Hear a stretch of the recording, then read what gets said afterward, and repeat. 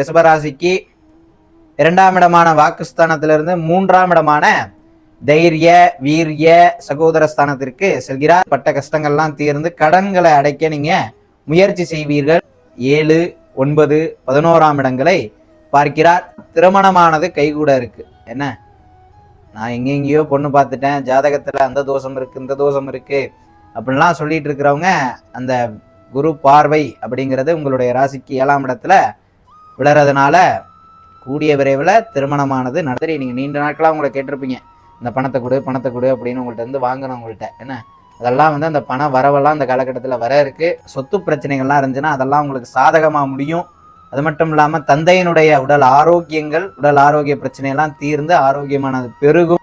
என்ன, காராக இருக்கட்டும், வாகனமாக இருக்கட்டும், தொழில் அபிவிருத்தியாக இருக்கட்டும், புதிய தொழில் தொடங்குறதா இருக்கட்டும், நீங்கள் எதை தொட்டாலும் இந்த காலகட்டத்தில் அது பொன்னாகும். ரிஷபராசி என்பவர்களுக்கு பட்ட கஷ்டங்கள் எல்லாம் தீர்ந்து என்ன பண மலையில் நனையக்கூடிய ஒரு ஆண்டாக, ஒரு வருடமாக இந்த 2026ஆம் ஆண்டு குரு பெயர்ச்சியானது அமைய